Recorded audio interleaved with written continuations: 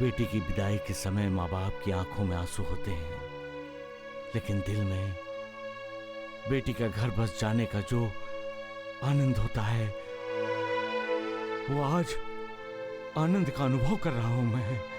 बाबा, प्रणाम बाबा। प्रणाम बाबा। सदा खुश रहो। साईं बाबा, जो कुछ भी हुआ आपकी कृपा से ही हुआ है। मेरी नहीं, सब उसकी कृपा से। बाबा, हमें पुष्पा के ससुर जी ने बताया कि किसी बाबा ने आके उनकी गलतफहमी दूर की। और हम जानते हैं बाबा कि वो आप ही थे। हम आपके कृतज्ञ हैं बाबा। बाबा, आपके आशीर्वाद से पुष्पा का घर बस गया। आपको शत शत प्रणाम।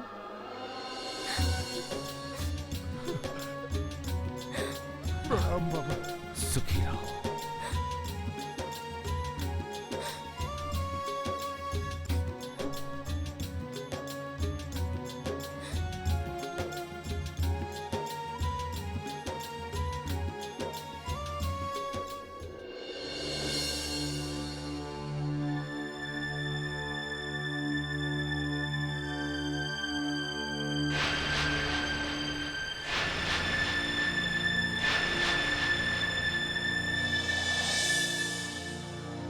रघु, माँ,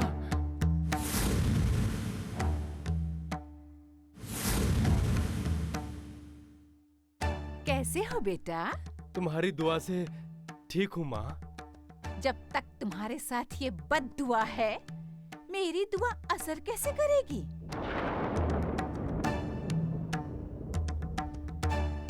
आप बैठिए ना माँ जी। बैठूं? कहाँ बैठूं? तेरे सर पर? अरे कोई ढंग की बैठने की चीज है भी तेरे घर में? अरे बेटा, पेड़ के पत्ते खाकर जानवर अपना पेट भरते हैं, इंसान नहीं।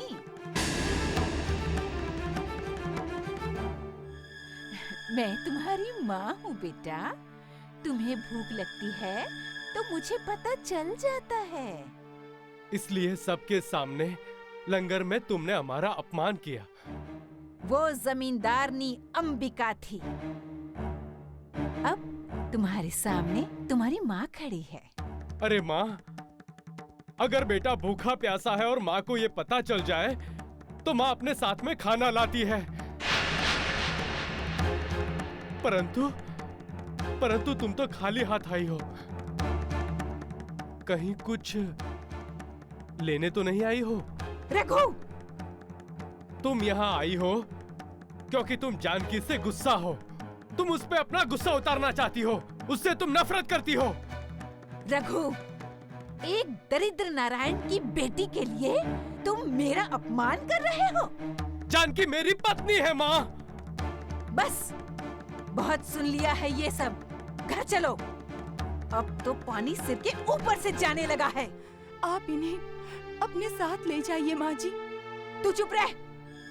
माँ बेटे के बीच में मत बोल कलमुही, समझी? माँ, माँ जी, माँ, माँ जी, माँ जी, माँ, माँ जी, पिताजी, पिताजी जल्दी आइए। माँ, माँ उठो।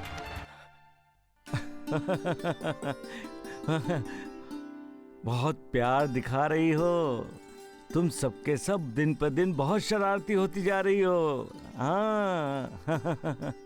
खाओ साईं। अरे गुरुदेव। साईं, तुम क्या समझते हो कि तुम्हारी भाषा गायें समझती हैं? हाँ गुरुदेव, बेजुबान जरूर है, लेकिन मालिक ने दिल इन्हें भी दिया है। भावना का स्रोत इनके दिल में भी है गुरुदेव। लेकिन साईं, जानवर जानवर ही होता है। फिर भी उनके दिल में अपने स्वामी के प्रति लगाव पैदा होता है। लगाओ। गुरुदेव, जो उसको पालता पोसता है उसका दुख सुख, उसका मान अपमान इनका अपना हो जाता है। ये बेजुबान बोलते नहीं, लेकिन उनकी आंखें बोलती हैं। ये अपनी गर्दन झटक कर सब कुछ कह लेते हैं, जो कुछ भी इन्हें कहना होता है। जो अच्छा है उसके लिए उनके दिल में आदर होता है, और जो बुरा है उसके लिए क्रोध। ये जल्दी क्रोधित नहीं होते गुरुदेव, ना ही इनमें कोई बदला लेने की भावना होती है। लेकिन जब पानी सिर से ऊपर जाने लगता है, तब तलवार की तरह सींग चलाते हैं।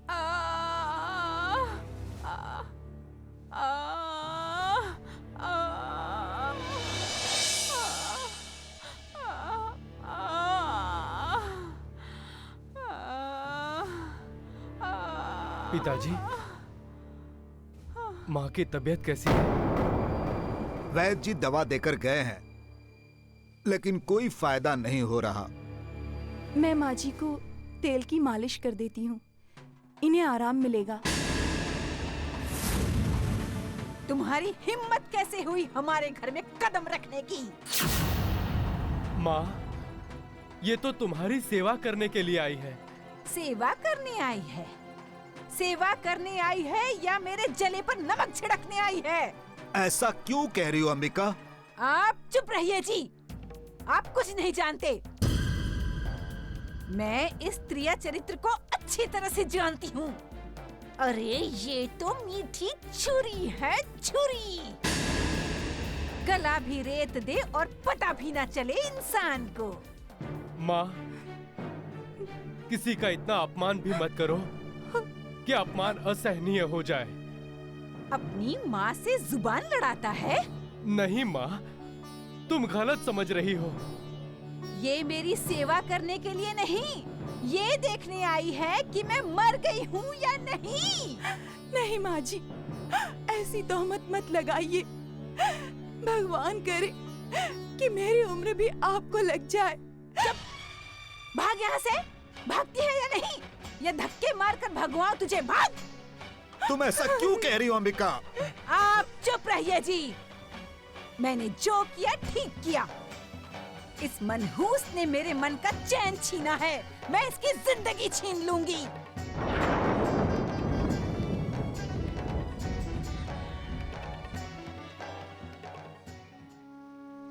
इतनी नफरत, इतनी घृणा, इतना अपमान, क्या मैं इसी लायक हूँ साईनाथ? अगर मैं इतनी मनहूस हूँ, घृणा के लायक हूँ, तो मुझे इस जीवन से मुक्ति दे दो साईनाथ, मुक्ति दे दो। अब मैं और जीना नहीं चाहती हूँ।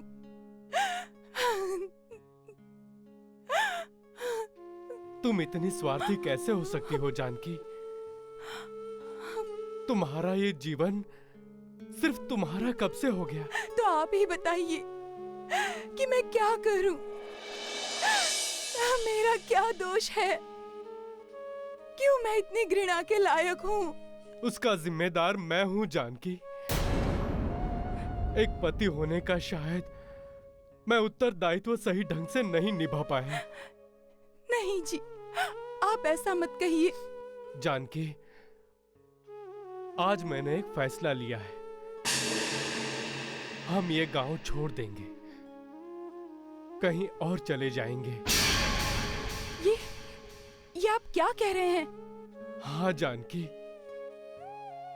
माँ की घृणा समय के साथ बढ़ती ही जा रही है,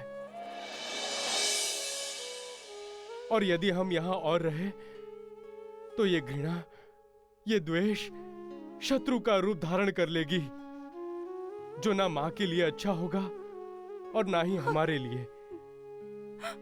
यदि हम उनकी आंखों के सामने नहीं रहेंगे तो समय के साथ सब कुछ अपने आप ठीक हो जाएगा। हो सकता है तुम्हारे लिए उनकी नफरत भी खत्म हो जाए। वाह वाह मालिक वाह, तुम्हारा इंसान क्या क्या सोच लेता है। हम ऐसा कर लेंगे तो ये हो जाएगा, ये कर लेंगे तो वो हो जाएगा, लेकिन क्या ऐसा होता है मेरे मालिक? इंसान के सोच लेने से क्या सब कुछ उसी सोच के अनुरूप होता है? नहीं होता है। होता वही है जो नियति ने तय कर रखा है, लेकिन फिर भी इंसान अपनी सोच के अनुरूप ही चलता है। और यही सोचकर कि वो जैसा चाहता है वैसा ही होगा। तुम्हें इस तरह बहू के साथ दुर्व्यवहार नहीं करना चाहिए था अंबिका। वो मनहूस हमारी बहू नहीं है। नफरत का साथ कब छोड़ोगी तुम? जब रघुराम उस मनहूस का साथ छोड़ेगा तब। जमींदार साहब, ये लीजिए चाबियां। चाबियां? किसकी है? छोटे जमींदार साहब ने दिए हैं। वे दोनों गांव छोड़कर चले गए हैं। रघु और उसकी पत्नी गांव छोड़कर चले गए? इस गांव में भीख तो मिलने से रही, तो किसी दूसरे गांव में जाकर भीख मांगेगा और क्या। अंबिका!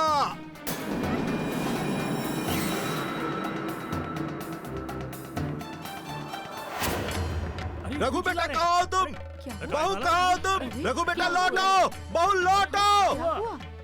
प्रणाम जमींदार साहब, क्या हुआ? आपने मेरे बेटे रघु और मेरी बहू को कहीं देखा है? हाँ, कुछ देर पहले ही देखा है। छोटे जमींदार साहब अपनी पत्नी के साथ गांव से बाहर जा रहे थे। दोनों बैलगाड़ी में बैठकर जा रहे थे, बहुत दुखी लग रहे थे।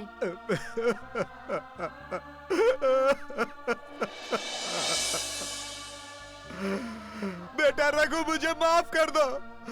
बहू, मुझे माफ कर दो।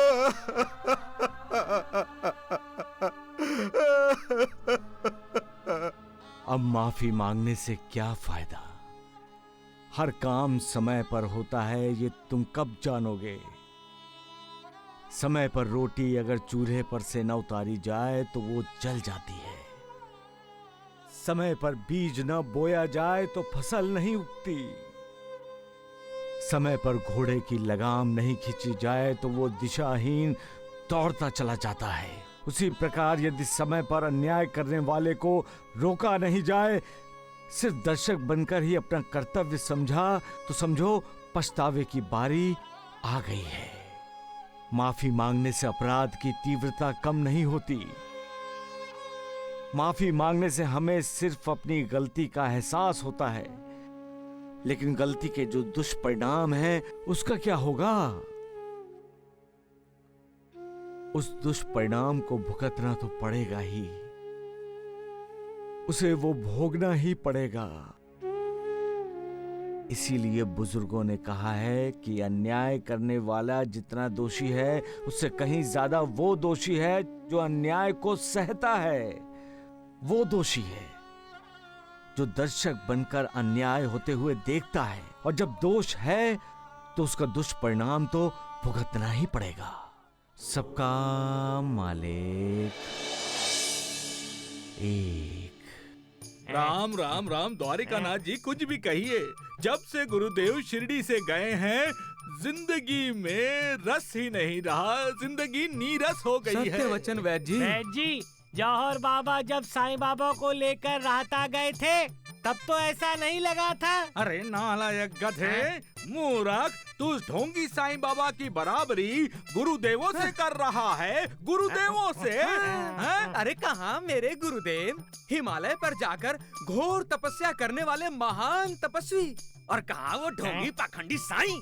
वैद्य जी, इस रावण का साथ छोड़कर साईं बाबा की शरण में चलिए। बाबा जीवन में रस ही रस भर देंगे। अरे नालायक, तुम्हारा रस निकालूंगा। मुंह बंद रख, सत्यानाश हो जाए तुम्हारा। अरे वैद्य जी, द्वारकानाथ जी, आइए आइए, बहुत दिन हो गए आप लोग चाय पीने नहीं आए। आइए आइए आइए। अब जब तुम इतने मन से बुला रहे हो तो आना ही पड़ेगा। क्यों वैद जी हैं? द्वारिका नाथ जी सगुन मुफ्त में चाय नहीं पिलाएगा। ढोंडिया अपनी जबान को लगाम दे। नहीं तो मैं तुम्हारी जबान पर लगाम लगा दूंगा, समझे? लीजिए वैद जी, लीजिए द्वारिका नाथ जी। लीजिए। तू भी लेना ढोंडिया। तुम्हारा हनुमान दिखाई नहीं दे रहा, कहाँ है? मैं यहाँ हूँ। द्वारिका, क्या बात है? आजकल भिक्षा मांगते हुए नजर नहीं आते हो? अरे नानिया, तू जितना हो सके मुझसे दूर ही रहना। अरे अपने गुरुदेवों के बल पे ज्यादा उड़ो मत। तुम्हारे गुरुदेव ना चले गए हैं। अच्छा होता तुम भी उनके साथ चले जाते। अरे कम से कम सीढ़ी से गंदगी तो चली जाती। मोटू, अरे राम राम राम, तू द्वारिका नाथ जी को गंदगी कह रहा है? अरे सत्यानाश हो जाए, तू द्वारिका नाथ जी का अपमान कर रहा है। ओ? अरे ये मोटू सम्मान करने के लायक है?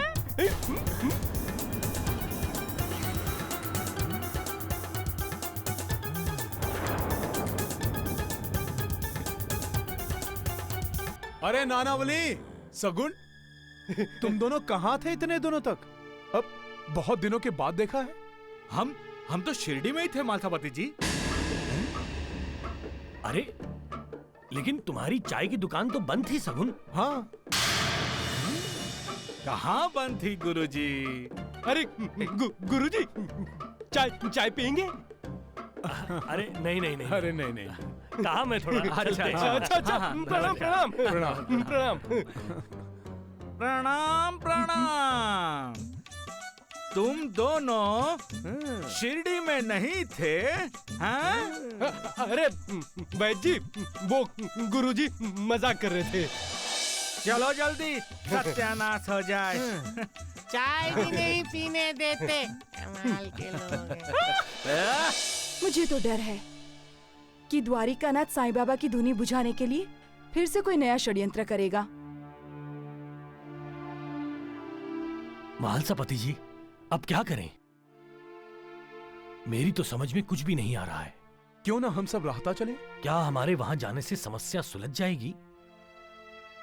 अगर साईं बाबा वापस आ जाते हैं तो सुलझ जाएगी गुरुजी।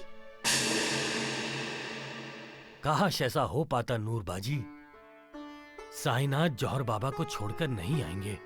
यदि हम जौहर बाबा को भी साथ आने का निमंत्रण दे तो? अगर जौहर बाबा शिरडी आने के लिए राजी हो गए तो साईनाथ हमारे साथ होंगे, यहीं द्वारिका माई में।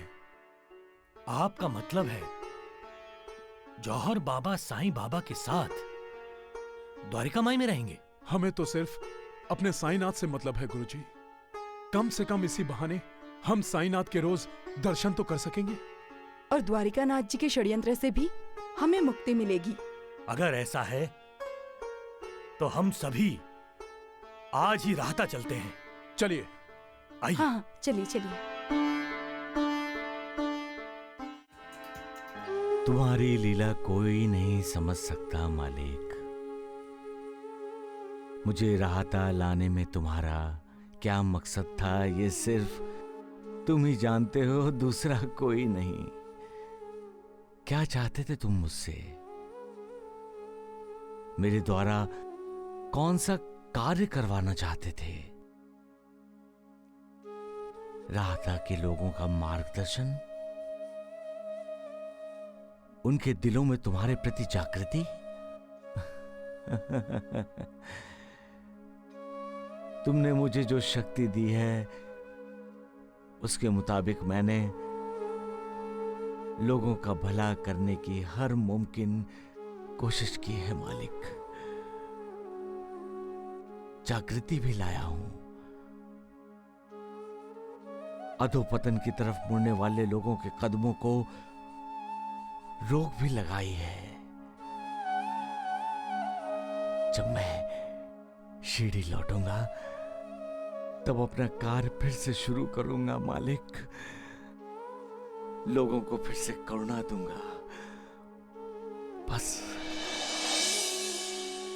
अपनी कृपा दृष्टि मुझ पर बनाए रखना प्रभु। प्रणाम साईं बाबा। अरे खुशहाल चंद, आओ। तुम्हें नहीं पता, तुम्हें देखकर मैं कितना खुश हुआ हूं। बैठो बैठो बैठो। और कैसा है तुम्हारा परिवार? भाभी, बच्चे सब कैसे हैं?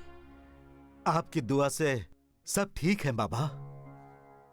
सिर्फ मेरी नहीं खुशहाल चंद, ऐसे काम करो कि हर कोई तुम्हें दुआ दे। हर किसी की मदद करो। दरवाजे पर आए किसी को भी खाली हाथ मत लौटाना। किसी से नफरत मत करो। समाज के हित में धर्मशाला, अस्पताल वगैरह बनवाने में तन मन धन से मदद करो। जानवरों को भी प्यार दो। भूखे को रोटी दो, प्यासे को पानी दो। मालिक तुम्हारा भला करेगा। बाबा, आप मेरे घर कब आएंगे? अब तो मुमकिन नहीं है खुशहाल चंद। क्यों? अब मैं शिरडी ही जाऊंगा। तुम्हें किसने कहा कि तुम शिरडी जा रहे हो साईं? सिर्फ मैं ही नहीं गुरुदेव, हम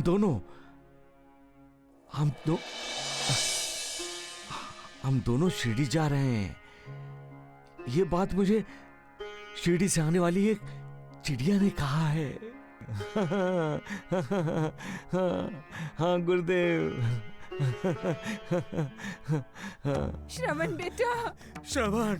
अरे कहाँ ढूंढे अब हम उसे? अरे किसी ने देखा है मेरे श्रवण को? श्रवण। माँ! पिताजी! माँ! सुनो सुनो, ये पिताजी! श्रवण की आवाज है। सुनो।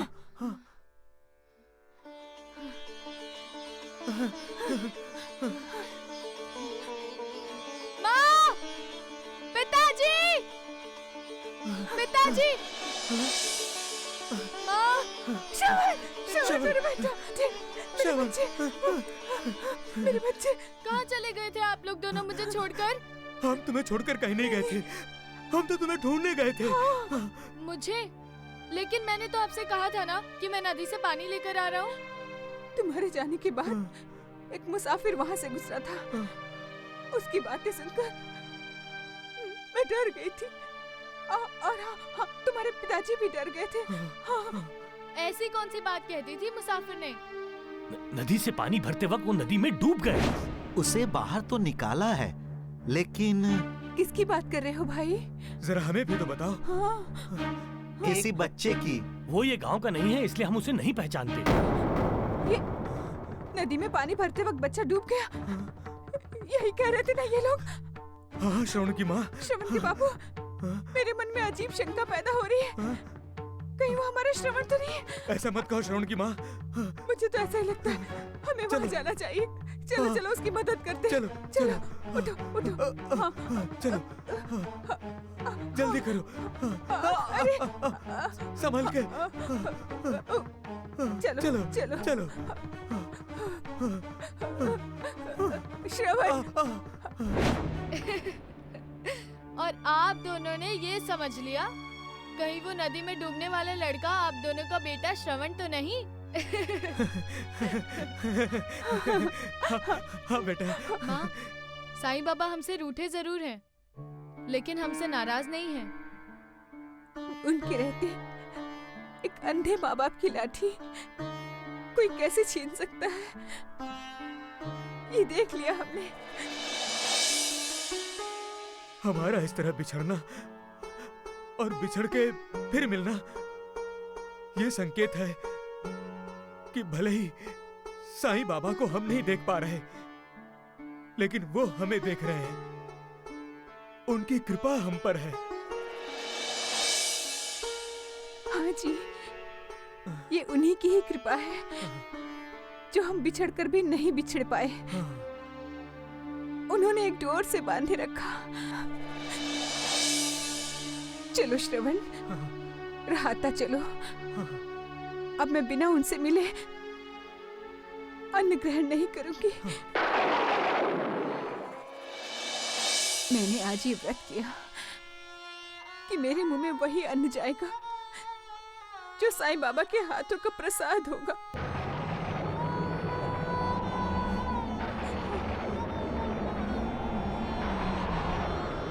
श्रवण, तुम बिना विश्राम किए हमें साईं बाबा के पास ले चलो। उनसे मिले बगैर हमें चैन नहीं मिलेगा बेटा। हाँ बेटा, नहीं मिलेगा। अरे सुनिए चाचा जी, क्या आप हमें राहता जाने का रास्ता बताएंगे? वो सड़क, उससे सीधे चले जाओ, वो राहता ही जाती है। वो? हाँ मैं अभी अभी तो वहाँ से ही आया हूँ। बेटे, इसका मतलब है तुम राहता से ही होते आए हो।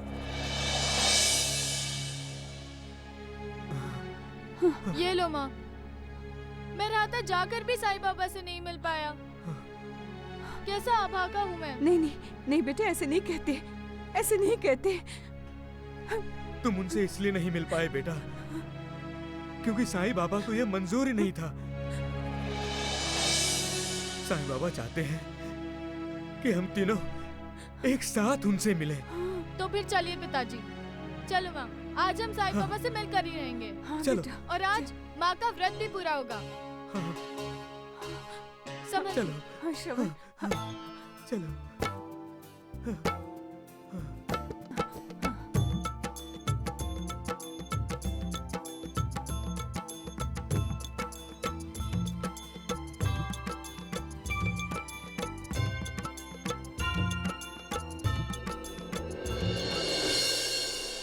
जिंदगी हमेशा इंसान के साथ लुका छुपी का खेल खेलती रहती है। इंसान भी अपनी मर्जी से इस खेल में हिस्सा लेता रहता है। वो सुख को ढूंढता रहता है और सुख उसके साथ आंख मिचौली करता रहता है। कभी कभी इंसान को सुख मिलता भी है, फिर भी सुख पाकर वो सुखी नहीं होता और ज्यादा सुख के पीछे भागता रहता है। जिंदगी में समाधान को वो कभी अहमियत नहीं देता है।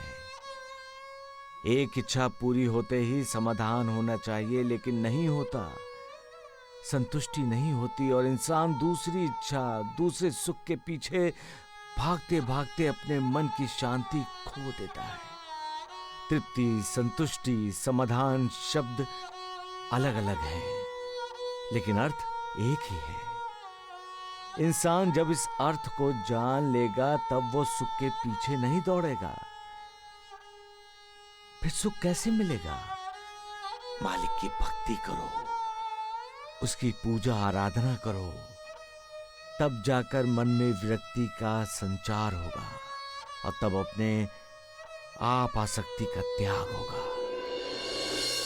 फिर हमारा मन इधर उधर नहीं भटकेगा। उसे प्यास लगेगी सिर्फ मालिक के दर्शन की, फिर वो मालिक मैं हो जाएगा। तब इंसान को साक्षात्कार होगा कि वो उद्धार की सीढ़ी पर खड़ा है। सबका मालिक एक। अरे देखो देखो, छोटे जमींदार साहब गरीबों के मुंह का निवाला छीनने के लिए लंगर की कतार में खड़े हैं। जानकी मेरी पत्नी है माँ। आप इन्हें अपने साथ ले जाइए माँ जी। तू चुप रह। माँ बेटे के बीच में मत बोल कलमुही, समझी?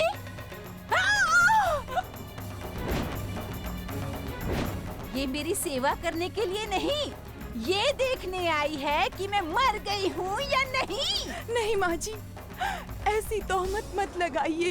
चुप, भाग यहाँ से। भागती है या नहीं? तुम ऐसा क्यों कह रही हो अंबिका? आप चुप रहिए जी।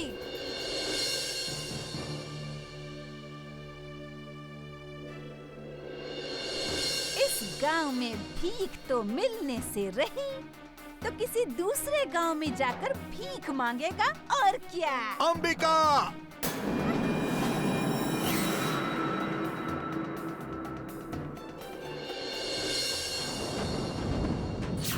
आप अकेले आ गए? रघु नहीं आया आपके साथ? तुम यहाँ क्या कर रही हो? तुम्हें तो वैद्य जी ने आराम करने के लिए कहा था ना? मैं ठीक हूँ, बिल्कुल तंदुरुस्त हूँ जमींदार साहब। कहीं आप उस मनहूस को गलती से वापस इस हवेली में न लेकर आए, इसलिए आपको रोकने के लिए मैं यहाँ खड़ी हूँ। इसका मतलब ये कि जिस वजह से हमारा बेटा और हमारी बहू गांव छोड़कर गए हैं, उसका तुम्हें कोई पछतावा नहीं है? बिल्कुल नहीं। संभव, दामिया,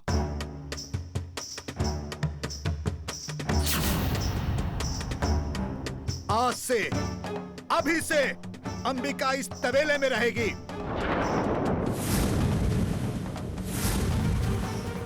जहां रघु और बहू रहते थे। जमींदार साहब, अगर अंबिका हवेली में आई तो मैं तुम दोनों की टांगे तोड़ दूंगा, समझे? आप ये क्या कर रहे हैं जमींदार साहब? वही जो मुझे बहुत पहले करना चाहिए था। आज से तुम यहीं रहोगी।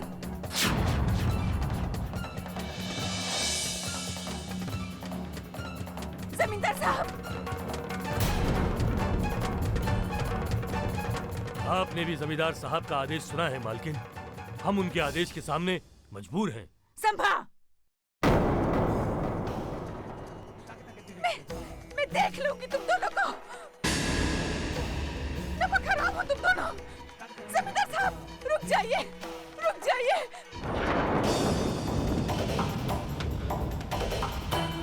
आप मेरे साथ ऐसा व्यवहार नहीं कर सकते।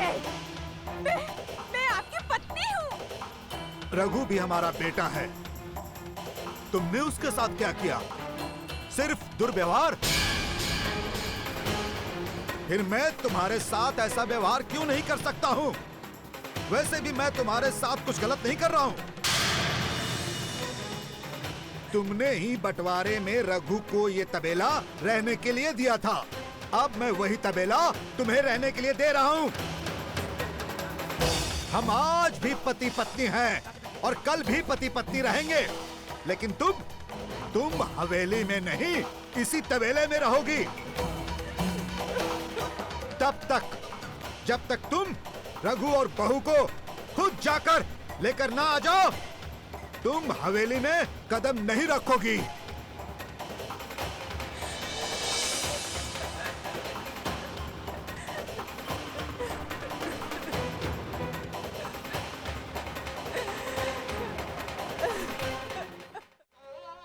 अब आंसू बहाने से क्या फायदा?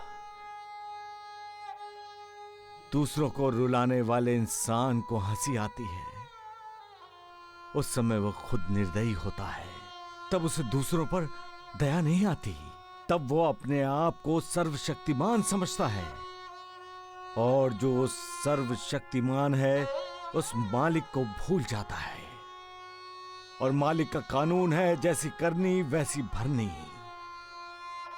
इसलिए दूसरों के लिए खड्डा खोदोगे तो खुद उसी में गिरोगे।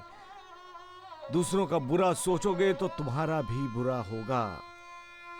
जैसा कर्म वैसा कर्म फल।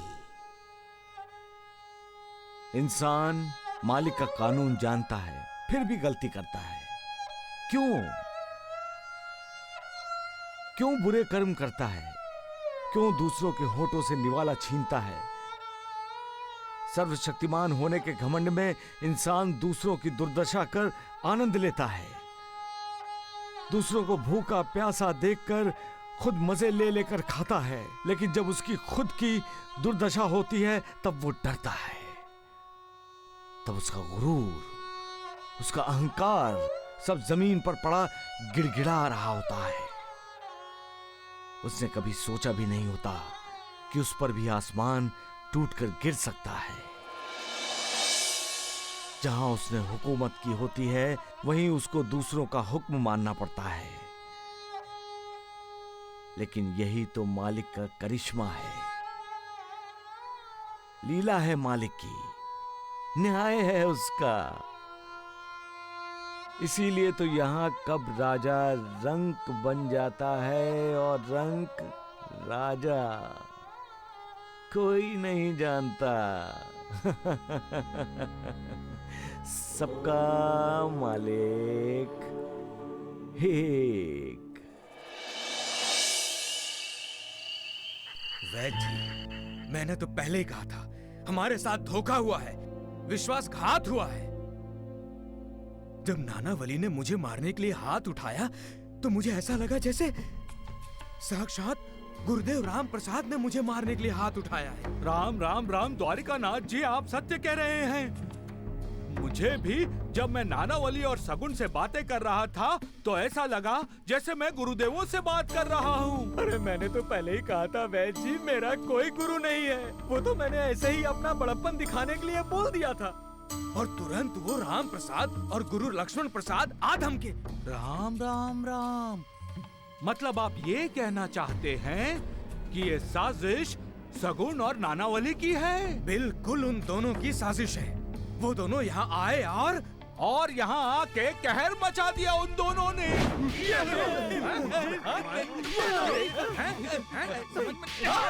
चलिए महर्षि लक्ष्मण प्रसाद जी।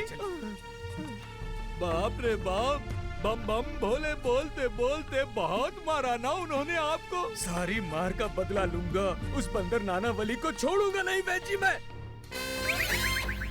हाँ, मैं भी नहीं छोड़ूंगा। मुझसे सेवा करा के लिए उन दोनों ने, सत्यानाश हो जाए उन दोनों का। पूरे शिरडी के सामने हमारा मजाक उड़ाया उन दोनों ने। भिक्षाम देहि। अगबाई, द्वारिकानाथ जी आप? अरे डालिए, द्वारिकानाथ जी आप। जय जय। द्वारिकानाथ जी आप भिक्षा मांग रहे हैं? राम राम राम। लेकिन द्वारिकानाथ जी, हम दोनों की आंखें होने के बावजूद हम अंधे कैसे हो गए? मेरा बेचारा धोंडू कहता रहा कि वो दोनों नकली है, लेकिन मैं हूँ कि उसे डांट डपट कर चुप कराता था। बेचारा मेरा धोंडू तोतला बोलता है, लेकिन कभी कभी सत्य बोलता है। साईं बाबा, आपने सच ही कहा है, झूठ का सहारा नहीं लेना चाहिए। झूठ की पोल एक ना एक दिन खुल ही जाती है।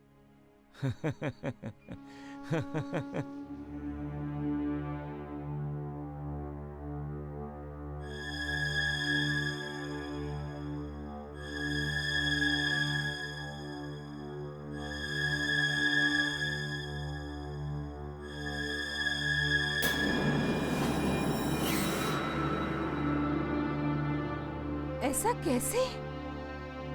हर बर्तन खाली है। फिर रघु और वो मनहूस क्या खाते होंगे? कैसे दिन निकालते होंगे?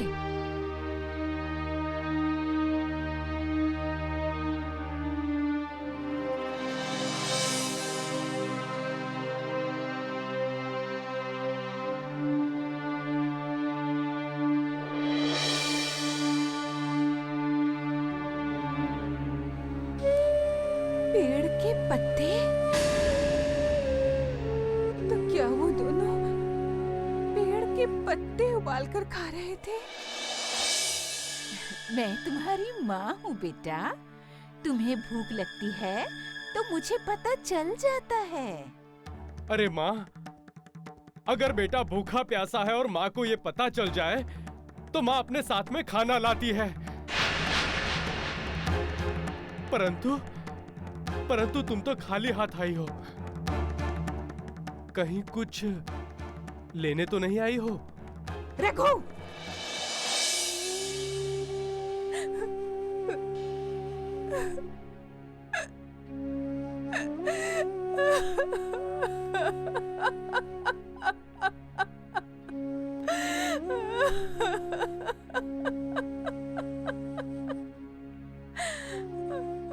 जमींदार साहब! जमींदार साहब, जमींदार साहब,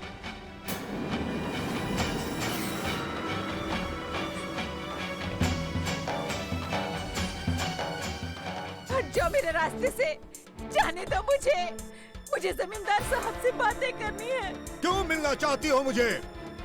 मैं वहाँ नहीं रह सकती। क्यों नहीं रह सकती? रघु और बहू भी तो उसी घर में रहते थे अंबिका। फिर तुम रहने के लिए इनकार क्यों कर रही हो? मुझे वहाँ डर लगता है। तुमने तो सारे गांव वालों के दिलों में डर पैदा किया है और अब तुम्हें डर लग रहा है। तुम वहाँ रहना शुरू करोगी तो तुम्हें डर नहीं लगेगा अंबिका। नहीं रहना है मुझे वहाँ, खाने के लिए वहाँ कुछ भी नहीं है। क्यों? पेड़ के पत्ते उबाल कर खाओ। तुम्हारा बेटा और बहू भी तो वही खाते थे। तुम्हें भी तो पता चलना चाहिए अंबिका कि भूख क्या होती है। जब रघु और जानकी लंगर में आए थे तो तुमने उनका अपमान करके भूखे प्यासे वापस भेज दिया था ना। उस दिन रघु और बहू ने अपनी भूख प्यास कैसे मिटाई होगी, तुम भी उसी तरह अपनी भूख प्यास मिटाओ अंबिका। हर माँ अपने बच्चों के सुख में अपना सुख देखती है, परंतु तुम सिर्फ अपना ही सुख देखती थी अंबिका। अब जब तक तुम रघु और बहू को इस हवेली में लेकर नहीं आओगी, हवेली में तुम्हारे लिए कोई जगह नहीं है। जमींदार साहब, जमींदार साहब।